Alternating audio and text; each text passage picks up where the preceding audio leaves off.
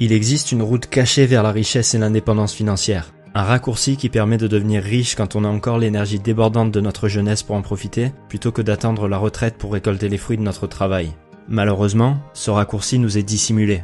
Le mieux qu'on nous propose, c'est de sacrifier nos rêves, rentrer dans le moule, trouver un travail qui paye bien, économiser 10% de son salaire et l'investir en bourse, et devenir riche à 65 ans si une crise financière n'est pas passée par là. Salut à tous, c'est Seb, bienvenue sur PostDev. Aujourd'hui, je vous résume le livre qui est selon moi et de loin le meilleur livre sur la richesse, L'autoroute du millionnaire de MJ DeMarco. Je vais faire mon possible pour intégrer un maximum d'idées dans cette vidéo, mais je vous recommande sincèrement de le lire en entier, parce qu'il peut vraiment vous changer la vie. Il vient de sortir en français, je vous mets le lien dans la description si vous voulez l'acheter sur internet, ou sinon n'hésitez pas à aller l'acheter directement en librairie. MJ DeMarco a grandi dans une famille et un environnement où tout le destinait à galérer financièrement. On lui avait toujours expliqué que les seules personnes qui devenaient riches jeunes étaient celles qui héritaient ou celles qui étaient douées de talents particuliers. Les sportifs, les acteurs, les musiciens. Deux voix qui affichaient pour lui route barrée. Aucune chance pour toi, MJ. Jusqu'au jour où il a rencontré une personne riche, jeune et qui ne rentrait pas non plus dans ses critères. Et il s'est depuis fixé comme mission de découvrir la formule secrète qui lui permettrait de réaliser son rêve de devenir riche, ce qu'il a fait depuis en l'appliquant, et de passer sa vie à partager ses découvertes avec ceux qui étaient comme lui et qui avaient abandonné leurs rêves pour entrer sagement dans le système. Il a découvert qu'il existait 3 routes, qu'on emprunte aujourd'hui, mais qui détermineront notre situation financière de demain. La première, c'est le trottoir, qui vous destine à une vie de galère financière. La deuxième, c'est la voie lente, qui vous destine généralement à la médiocrité et possiblement à devenir riche à 60 ans. La troisième, c'est celle qui a le plus de chances de vous apporter la richesse financière et l'épanouissement personnel. C'est l'autoroute du millionnaire. Chacune de ces routes est basée sur un état d'esprit et un système de croyances qui vont déterminer les actions que réaliseront les personnes qui les empruntent. Et ces routes sont aussi chacune basées sur une équation mathématique qui déterminera votre avenir financier. La première chose à prendre en compte, c'est que la richesse n'est pas un événement, mais un processus. C'est pour ça qu'on parle de route et pas d'événement. Beaucoup de gens s'imaginent que pour devenir riche, il faut gagner au loto, gagner un procès, obtenir une augmentation ou être chanceux. Quand on entend qu'Instagram a été racheté par Facebook pour $1 milliard, tout ce dont parlent les médias, c'est de l'événement. On se met à croire qu'un mec a juste passé quelques heures à coder une appli pour partager des photos dans sa chambre d'étudiant et qu'il se les fait racheter par chance. La vérité, c'est que ça a pris aux créateurs des années de galère, à apprendre à coder les soirs et les week-ends, à affiner leur concept, à convaincre des investisseurs et à bâtir une base solide d'utilisateurs. La grande majorité des événements de richesse sont précédés d'un processus de longues heures de travail, d'échecs et de sacrifices. Maintenant que vous avez compris que votre futur financier sera déterminé par les actions que vous prenez aujourd'hui et le processus de travail que vous mettez en place dans la durée, on va décrypter les 3 routes qui s'offrent à vous. La route la plus empruntée, c'est le trottoir, qui consiste à troquer la sécurité de demain pour le plaisir d'aujourd'hui. Si tu es à un quelque chose d'être ruiné, un salaire d'être ruiné, un contrat d'être ruiné, un loyer perçu d'être ruiné, tu es probablement sur le trottoir. Et il faut pas se laisser aveugler par la valeur de son salaire ou de ses rentrées d'argent. Vous pouvez gagner très bien votre vie, percevoir des salaires, des intérêts ou des dividendes énormes, tout en étant sur le trottoir. La destination financière des gens qui empruntent le trottoir est inexistante. Le plan, c'est de ne pas avoir de plan.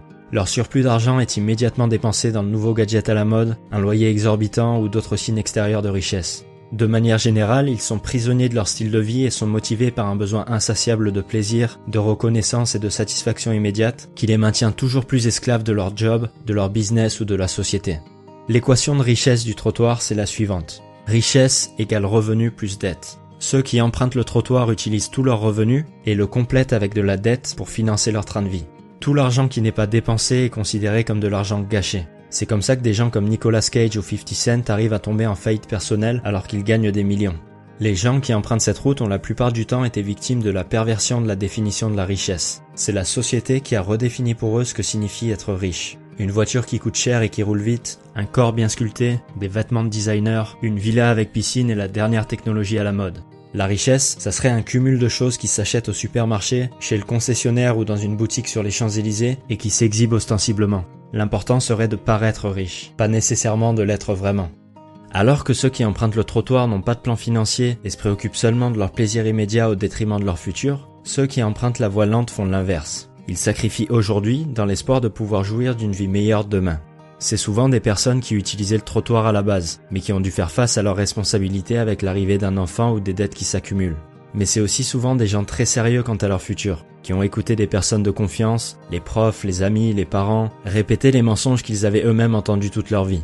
Si tu veux réussir, endette-toi pour financer une école avec un diplôme reconnu, trouve un travail qui paye bien et avec un maximum d'avantages, fais un maximum d'heures sup, gravis les échelons, investis en bourse pour t'enrichir et serre-toi la ceinture.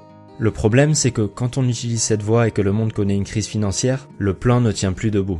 Quand vous êtes remplacé par un robot ou un petit Pakistanais qui fait le même travail que vous pour un dixième du prix, que les marchés financiers perdent 60% de vos économies, ou que le marché de l'immobilier chute et efface la moitié de votre capital, le plan tombe à l'eau. Avoir un plan qui repose entièrement sur des circonstances hors de notre contrôle, c'est parfois pire que de ne pas avoir de plan du tout. Pour comprendre les limites de la voie lente, il faut analyser l'équation de richesse sur laquelle elle est basée. Cette équation est toujours fonction de deux variables. Votre source primaire de revenus, c'est-à-dire comment vous gagnez principalement votre argent, ici c'est par un salaire, et votre accélérateur de richesse, c'est-à-dire comment vous faites fructifier cet argent. Généralement, sur la voie lente, c'est par les marchés financiers. Le problème, c'est que ces deux éléments reposent sur ce qu'on appelle des variables limitées et incontrôlables. Ces variables sont fondamentalement limitées et le contrôle que vous avez sur elles aussi. Si on s'intéresse à la première variable, le salaire, on l'obtient en multipliant le salaire horaire par le nombre d'heures travaillées. D'abord, le nombre d'heures travaillées est naturellement limité par le nombre d'heures dans une journée. Vous pouvez travailler 12 heures par jour, 24 si vous êtes un robot, mais difficilement plus. Pour ce qui est de votre salaire horaire, c'est la même chose. Vous pouvez certes espérer gagner un peu plus chaque année, mais vous ne passerez jamais de 2 000 € par mois à 200 000. Votre source de revenus primaire est donc naturellement limitée, car les deux variables qui la composent sont limitées, et vous avez de toute façon peu de contrôle sur elles. Ensuite, si on s'intéresse à la deuxième variable de l'équation, l'accélérateur préféré de la voie lente, les marchés financiers, on en comprend également les limites. L'idée défendue est que 10 000 € investis aujourd'hui vaudront des millions dans 40 ans grâce à l'effet cumulé. L'effet cumulé, c'est l'idée selon laquelle les capitaux investis génèrent des intérêts ou une plus-value, qui généreront eux-mêmes une plus-value dans la durée, et se cumuleront pour former des sommes importantes. L'effet cumulé est un bon moyen de préserver ou de développer un capital déjà important, mais il est très limité pour de petites sommes. Si vous investissez 10 millions en bourse, vous pouvez générer des intérêts énormes, mais 10 000 € investis sur 40 ans à 5% ne vaudra que 70 000 € dans 40 ans, sans compter l'effet de l'inflation. Pas vraiment de quoi faire rêver. Et tout comme votre salaire, cette variable est entièrement dépendante du passage du temps, qui est naturellement limité et sur lequel vous n'avez aucun contrôle. Si vous regardez cette vidéo, c'est certainement que vous voulez prendre le contrôle de votre destin financier, et éviter autant que possible de le mettre entre les mains d'une entreprise ou des marchés financiers. Vous avez compris que si vous voulez devenir riche, vous devez pouvoir contrôler les variables de votre plan financier, et que celles-ci ne soient pas fondamentalement limitées. Travailler dur à l'école, trouver un bon job, dépenser moins et faire des heures sup pour gagner plus peut faire partie du plan, mais ça ne doit pas être votre plan. Heureusement, il existe une troisième voie, qui repose, elle, sur des variables illimitées et contrôlables, et qui crée donc un environnement optimal pour devenir riche. Quand un mec développe une application mobile et la vend 50 000 fois, il emprunte l'autoroute. Quand un mec lance une barre protéinée et se voit offrir 15 millions pour son entreprise, il emprunte l'autoroute. Celui qui invente un nouveau jeu de société et en vend 500 000 sur Amazon, celle qui écrit une série de romans et en vend des millions, ou celle qui a créé un blog sur sa passion et le vend 4 millions 3 ans plus tard à une grosse boîte aussi. D'abord, ceux qui empruntent cette voie ont une façon différente de définir la richesse. Le titre de ce livre est volontairement accrocheur. Il attire l'attention de ceux qui veulent gagner des millions pour leur montrer que la richesse financière n'est en vérité qu'un simple outil qui aide à entretenir les trois éléments fondamentaux de la vraie richesse. Les relations, la santé et la liberté. La richesse, c'est avoir une famille, des amis et une communauté qu'on soutient et qui nous soutiennent et avec qui on prend plaisir à passer du temps. C'est être en bonne santé et avoir de l'énergie pour profiter de sa vie pleinement et avoir la liberté de la vivre comme on l'entend. Le problème, c'est quand on cherche à paraître riche sans vraiment l'être, parce qu'on se prive en même temps de tout ce qui fait la vraie richesse. On vit au-dessus de ses moyens pour donner l'impression qu'on a réussi, ce qui nous rend totalement dépendants d'un salaire pour lequel on est obligé de travailler 5 jours par semaine pendant toute notre vie, qui soustrait par la même occasion au temps qu'on a pour prendre soin de sa santé et de son entourage. On devient prisonnier de notre style de vie, et plus on achète de choses pour entretenir cette façade, plus notre peine s'alourdit. En fait, depuis notre plus tendre enfance, on est assigné de force à l'équipe des consommateurs. On est conditionné pour désirer et vouloir nous procurer un maximum de produits et vivre un maximum d'expériences. Ça commence par les petites voitures quand on est petit et ça finit par les grosses quand on grandit. Pour changer de voie et emprunter l'autoroute, il faut commencer par changer de mentalité et rejoindre l'équipe des producteurs, c'est-à-dire ceux qui créent de la valeur plutôt que de la consommer. Plutôt que de chercher à acheter une nouvelle télé à moins 50% dont t'as pas besoin, réfléchis à ce que toi tu pourrais créer comme valeur pour les autres. C'est pas facile, mais une fois que vous voyez le monde du point de vue du producteur, vous devenez tout de suite beaucoup moins sensible à la pub et aux tentations en général, et les opportunités commencent à vous paraître beaucoup plus nombreuses et beaucoup plus claires. Et l'ironie dans tout ça, c'est que quand vous focalisez votre énergie sur la production, vous vous mettez rapidement à gagner de l'argent, ce qui vous permet de consommer comme vous l'entendez. Quand je parle de produire, ça doit pas nécessairement être un produit physique. Il y a une quantité de produits immatériels que vous pouvez créer. Vous pouvez par exemple produire de l'information en créant un blog sur votre expertise, un logiciel, un album de musique ou un livre numérique. Comme j'en parlais dans la vidéo Père riche, Père pauvre, si vous focalisez d'abord votre énergie et votre argent sur la création d'actifs, comme une chaîne YouTube, une entreprise ou tous les autres systèmes qui permettent d'apporter de la valeur à un grand nombre de personnes, cet investissement vous reviendra décuplé. La plupart des gens s'y prennent à l'envers. Vous devez d'abord produire avant de chercher à consommer. Les producteurs deviennent riches, les consommateurs restent pauvres. Pour comprendre le pouvoir de l'autoroute du millionnaire, il faut encore une fois s'intéresser à l'équation sur laquelle elle repose. La source primaire de revenus sur l'autoroute, c'est le profit net que vous générez. Et l'accélérateur de richesse, c'est la valeur des actifs que vous possédez. Ce qui fait la force de cette équation, c'est que ces deux variables sont contrôlables et illimitées. Le profit, c'est quoi? C'est le nombre d'unités vendues multiplié par le profit unitaire, c'est-à-dire la différence entre ce qu'on vous a payé pour ce produit et ce que vous avez dépensé pour le produire et le vendre. Si vous avez par exemple un site où vous vendez des t-shirts pour 20 €, qui vous ont coûté 10 € chacun à produire et à distribuer, votre profit unitaire est de 10 €. Imaginez que vous ayez fait du bon travail dans la création de votre produit et dans votre marketing, et que vous ayez 5000 personnes qui visitent votre site chaque jour. Ça veut dire que le nombre d'unités vendues a une limite supérieure de 5000 par jour. Maintenant, comparez ça à la première variable de l'équation de la voie lente dont dépend le salaire, le nombre d'heures travaillées. D'un côté, vous êtes limité à un multiple de 24 heures, de l'autre, vous êtes limité à un multiple de 5000 personnes. Qu'est-ce que vous pensez qui a le plus de chances de générer des millions? Une équation dont les facteurs sont limités à 24 ou à 5000? Dans un cas, vous devenez riche, dans l'autre, vous devenez vieux. Et alors qu'on ne peut pas augmenter la limite de 24 heures que contient une journée, on peut facilement augmenter le nombre d'unités vendues, ou le profit qu'elles génèrent. On peut augmenter le nombre d'unités vendues en augmentant le taux de conversion, le nombre de personnes qui visitent notre site et réalisent un achat, ou simplement faire en sorte d'augmenter le nombre de personnes qui visitent notre site, ou les deux. Et on peut augmenter le profit unitaire en créant un meilleur produit et en déployant un meilleur marketing. Alors que ceux qui empruntent la voie lente ou le trottoir achètent des actifs qui perdent de la valeur dans le temps, des voitures, des bateaux, des gadgets électroniques ou des chemises de stylistes, ou qu'ils ne peuvent pas contrôler comme les actions boursières, ceux qui empruntent l'autoroute achètent et vendent des actifs qui s'apprécient dans le temps. Business, marque, propriété intellectuelle, objets de collection, inventions, immobilier, etc. Et sur lequel ils ont un certain contrôle. Si vous rachetez un business 10 000 €, que vous mettez toute votre expertise à contribution pour le développer et le revendre 10 millions 2 ans plus tard, non seulement la valeur de cet actif a considérablement augmenté, mais ça a été possible parce que vous aviez le contrôle sur cet actif. Quand vous investissez la même somme en actions Renault, vous avez intérêt à ce que les dirigeants prennent de bonnes décisions si vous ne voulez pas voir votre investissement partir en fumée.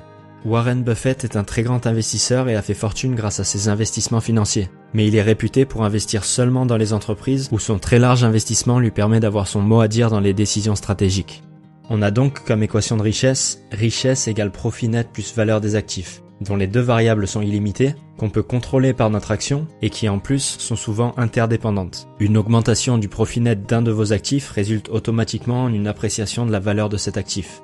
Quand vous changez d'équation, vous changez d'univers. Ce que vous faites quand vous basez votre plan financier sur cette équation, c'est que vous divorcez votre richesse de votre temps. Plutôt que d'échanger votre temps contre de l'argent, vous l'utilisez pour mettre en place un système qui fonctionne par lui-même. Un site qui vend des articles que vous soyez en train de dormir dans votre lit ou de skier dans les Alpes, un cours en ligne ou un logiciel qui vous prenne autant de temps que vous en vendiez 1 ou 10 000, ou n'importe quel business qui ne nécessite pas que vous soyez présent en permanence pour vous rapporter de l'argent. Mais comment vous assurer de créer un business qui réussisse? Vous avez 5 commandements à respecter. Le plus vous en respecterez, le plus vous aurez de chances de créer un business qui impacte des millions de gens et vous rapporte des millions par la même occasion. Même si c'est possible d'y arriver sans respecter tous les commandements, vous devez viser à tous les satisfaire pour limiter un maximum les risques et accroître un maximum vos chances de réussir. Le premier commandement, c'est celui du besoin. La seule raison d'être d'un business, c'est de résoudre un problème. Si vous voulez que votre business réussisse, mettez-vous à la place des gens et demandez-vous ce dont ils pourraient avoir besoin. Quelle valeur pouvez-vous leur apporter ? Est-ce que vous pouvez les éduquer, les faire se sentir mieux, leur faciliter la vie, les inspirer? Le deuxième commandement, c'est le commandement de l'entrée. Plus les barrières à l'entrée sont limitées dans un secteur, plus la concurrence y sera forte. Si tout ce qui est nécessaire pour lancer votre affaire, c'est de remplir un formulaire en ligne et vous êtes prêt à démarrer, vous allez probablement vous fourvoyer. Pensez à ça la prochaine fois que vous galérez à monter votre affaire. Rappelez-vous que c'est précisément cette difficulté qui vous donnera un avantage sur les autres. Le troisième commandement, c'est celui du contrôle. Vous devez bâtir votre business sur un terrain ou une plateforme qui vous appartient. Si un simple changement d'algorithme Facebook ou un changement des conditions de paiement d'Amazon remettrait en cause tout votre business model, vous violez le commandement du contrôle. Si quelqu'un ou une entreprise peut appuyer sur un bouton et instantanément détruire votre business et l'emploi de tous les gens qui travaillent pour vous, vous jouez à la roulette russe non seulement avec votre vie mais aussi avec la leur. Le 4e commandement, c'est celui de la portée. La portée de votre business dépend du terrain de jeu dans lequel vous jouez. Vous pouvez décider de monter un business qui se limite localement, comme une boutique en centre-ville, ou vous pouvez en monter un en utilisant Internet pour servir tous les gens de votre pays ou du monde entier. Dans un cas, votre portée se limitera à votre voisinage, dans l'autre, elle n'aura pas vraiment de limite. Rappelez-vous l'équation de richesse de l'autoroute. Richesse égale profit net plus valeur des actifs. Si le nombre d'unités vendues est limité parce que vous avez choisi un terrain de jeu trop petit, l'équation perd sa puissance. Si vous choisissez malgré tout de monter un business localement, vous pouvez néanmoins rendre sa puissance à l'équation de richesse grâce à la réplication de ce concept dans plusieurs endroits, comme l'ont fait Starbucks ou la plupart des enseignes où vous allez faire vos courses. Le dernier commandement, c'est celui du temps. Votre business doit pouvoir fonctionner indépendamment du temps que vous y consacrez. Si quand vous partez en vacances, vos burgers ne sont pas cuits et vos clients pas servis, vous violez le commandement du temps. Le fait de monter son propre business ne garantit pas la richesse et la liberté. Si vous êtes contraint d'être présent en permanence, vous n'avez pas plus de liberté qu'un employé. Vous êtes simplement votre propre employé. L'idée, c'est de pouvoir planter les graines d'une entreprise qui puisse se transformer en un arbre qui crée simultanément beaucoup de valeur pour votre communauté et beaucoup d'argent pour vous. Ça demandera énormément de travail au départ pour permettre à cette graine de pousser dans les meilleures conditions grâce à la mise en place de systèmes efficaces, mais une fois que la graine aura laissé place à un arbre résistant, vous n'aurez plus qu'à l'arroser de temps en temps pour en récupérer les fruits. C'est ce qu'on appelle un revenu passif. Prenez simplement garde de le planter dans un terreau fertile en respectant ces 5 commandements. J'espère que cette vidéo vous aura plu. Encore une fois, si vous voulez voir des exemples précis de business que vous pouvez lancer et de toutes les manières possibles de vous enrichir, je vous recommande vraiment de lire ce livre en entier. Je vous souhaite une très bonne journée, pensez à vous abonner si ce n'est pas déjà fait et à très bientôt.